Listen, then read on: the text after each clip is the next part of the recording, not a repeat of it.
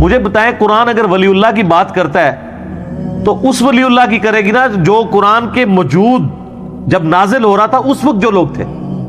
قرآن میں کہیں لکھا ہوا کہ 1200 سال بعد فلانا ولی آئے گا, 500 سال بعد فلانا آئے گا. قرآن جب ولی کی بات کرتا ہے تو کس ولی کی بات کرتا ہے؟ شروع اللہ کا نام لے کر جو بڑا مہربان نہایت رحم والا ہے. قل من كان عدوا لجبريل فإنه نزله على قلبك بإذن الله.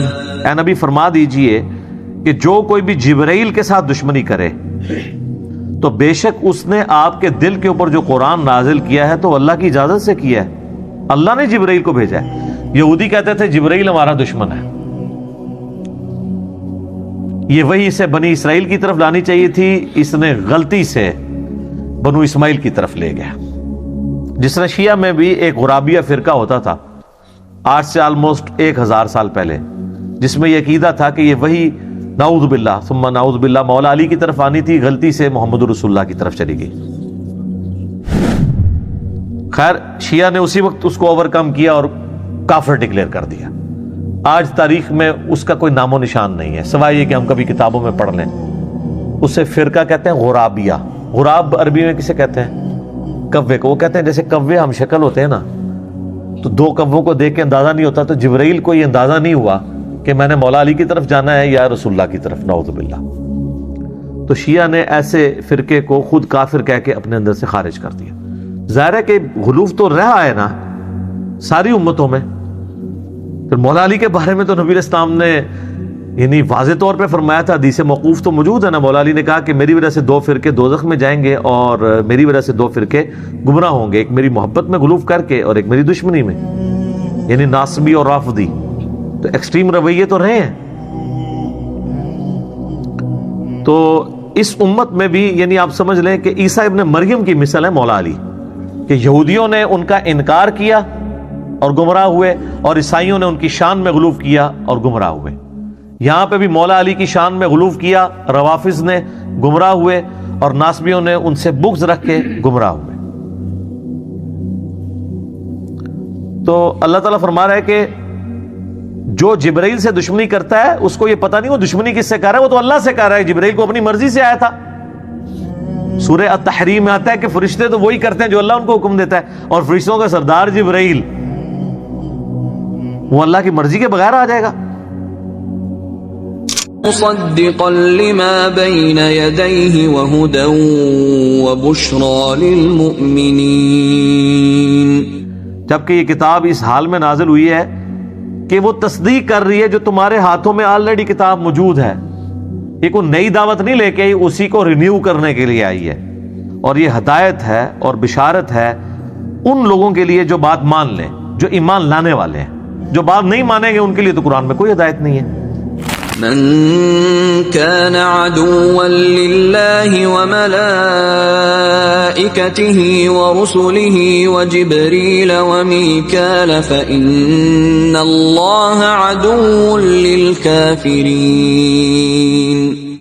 یہ بھی ایک اور یونیورسل ٹروتھ آ رہا ہے. جو کوئی اللہ سے دشمنی کرے یا اس کے فرشتوں کے ساتھ یا اس کے رسولوں کے ساتھ یا جبرائیل کے ساتھ یا میکائیل علیہ السلام کے ساتھ, تو بے شک اللہ تعالیٰ ایسے کافروں کا دشمن ہے جو اللہ کے ولیوں سے دشمنی کرے. اس کے کانٹیکسٹ میں وہ بخاری کی ایک حدیث بھی ہے کہ اللہ تعالیٰ فرماتا ہے جو میرے ولی سے دشمنی کرے میرا اس کے خلاف اعلان جنگ ہے,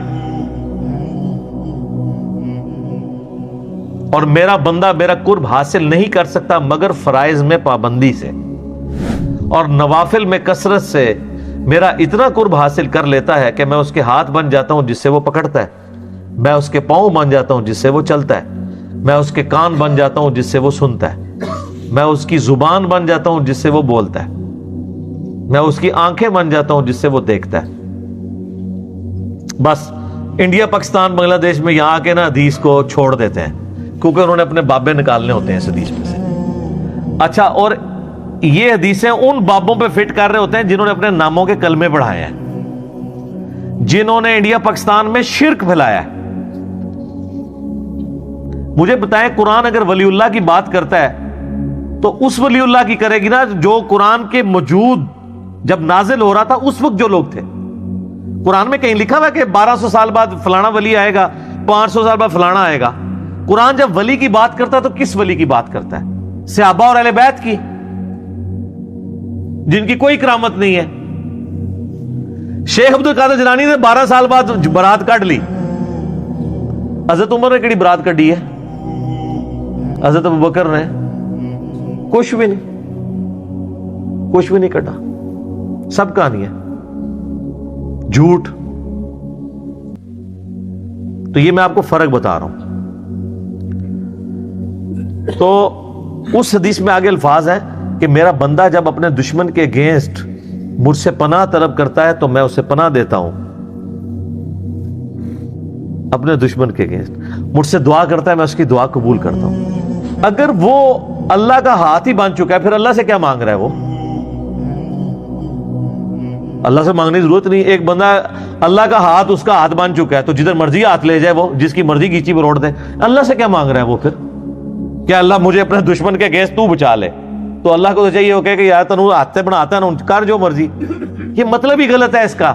ہاتھ بن جاتا ہوں, پاؤں بن جاتا ہوں, آنکھیں بن جاتا ہوں, مراد یہ ہے کہ اس کے ہاتھ, پاؤں, آنکھیں, کان یہ اللہ کی اطاعت میں ہی اٹھتے ہیں, اللہ کے نافرمان نہیں ہوتے. یہ مطلب ہے. اچھا وہ اس پہ بھی اگلی کہانی کراتے ہیں. وہ کہتے ہیں جی وہ تو پہلے ہی گناہ نہیں کر رہا تھا تبھی تو اسے انعام ملا ہے, اور آپ انعام کو کہہ رہے ہیں کہ پھر دوبارہ وہی انعام مل رہا ہے. اس نے اپنی کان, آنکھیں اور ہاتھوں کو گناہوں سے محفوظ کیا ہے تو وہ ولی بنا ہے نا. اب آپ دوبارہ اس کو کہہ رہے ہیں کہ ولی بننے کی وجہ سے اس کی آنکھیں, کان اور یہ سب کچھ یہ جو ہے گناہوں سے محفوظ ہو جائیں گے, تو پھر انعام کیا ہوا ہے نا کہانی. ویسے سر ادھر علاج اتھے ہے سرجن صاحب کو. میرے بھائی کوئی دنیا کا بڑے سے بڑا بابا یہ کہہ سکتا ہے کہ میں جو اب ولی بن گیا ہوں تو اب مرتے دم تک میرا ایمان سلامت رہے گا؟ اس کی گارنٹی کوئی شخص اپنے بارے میں کہہ سکتا ہے؟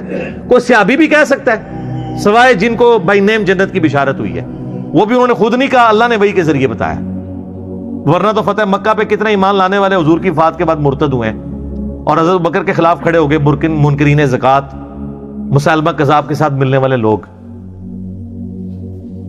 تو مراد یہ ہے کہ جو بندہ اعمال میں استقامت کرتا ہے نا, میں اس کی آنکھیں بن جاتا ہوں, کان بن جاتا ہوں, ہاتھ بن جاتا ہوں, یعنی اللہ تعالیٰ پھر اس کو یہ انعام دیتا ہے کہ اب میرا اسپیشل پروٹوکول ہے تیرے ساتھ. پہلے تو نے اپنی ایفرٹ سے یہ کام کیے تھے نا, اب میری تائید تیرے ساتھ ہوگی کہ میں تجھے یہ تائید کروں گا کہ آندہ کبھی تو برائی کی طرف جانے بھی لگا نا, تیرا میں ہاتھ پکڑ لیا کروں گا. جیسے کہ یوسف علیہ السلام کا پکڑا. قرآن میں الفاظ ہیں یوسف بھی اس عورت کا قصد کر لیتا اگر اللہ کی برہان نہ دیکھتا. تو تسی کیڑے اپنے آپ کو بڑا وڈا سمجھتے ہو اور اللہ سے بے نیاز سمجھتے ہو؟ یوسف تو پیغمبر تھے, وہ بے نیاز نہیں ہے اللہ سے, تو بابا کون سا بے نیاز ہو سکتا ہے اللہ سے؟ تو اس کا مطلب یہ ہے ہاتھ بن جاتا ہوں, پاؤں بن جاتا ہوں.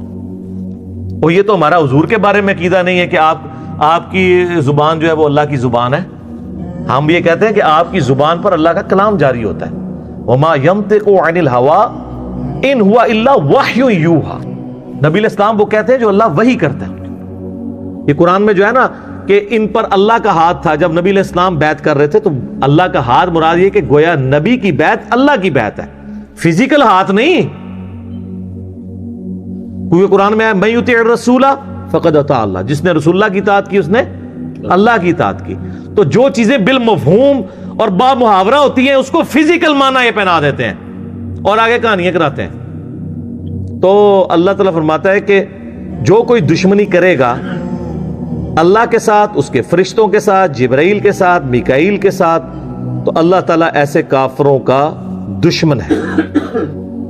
اور آج بھی جو صحیح اولیاء اللہ سے دشمنی کرے گا اللہ کی ان کے ساتھ دشمنی ہے, یہ ذہن میں رکھیے گا.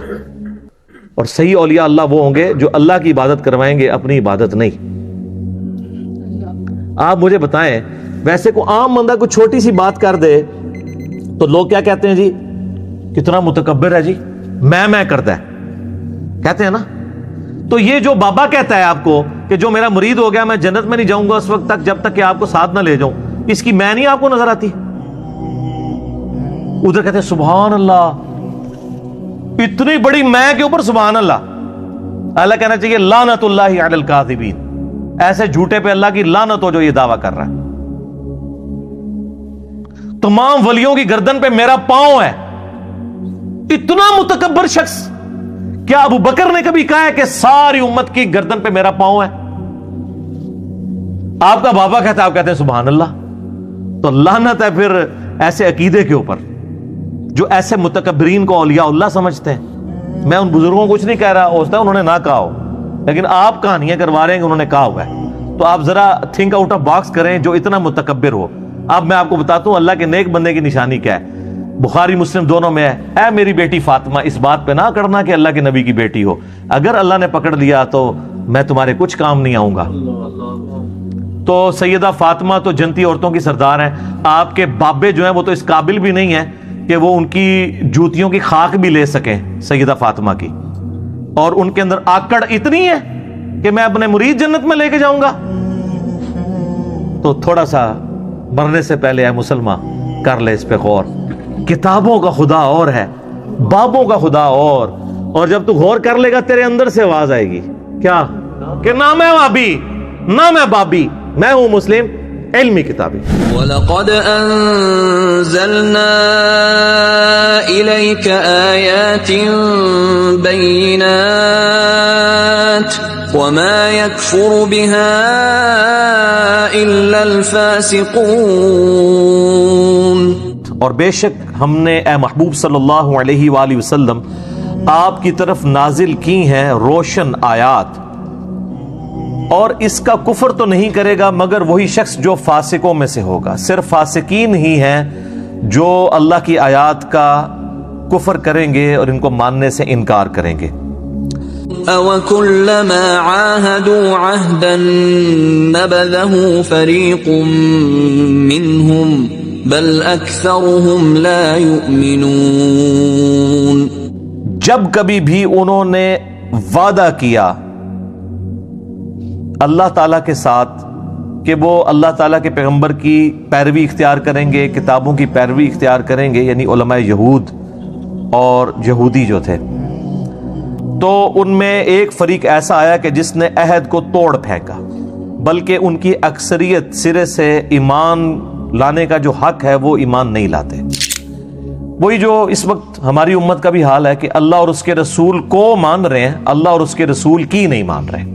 عز و جل و صلی اللہ علیہ وآلہ وسلم.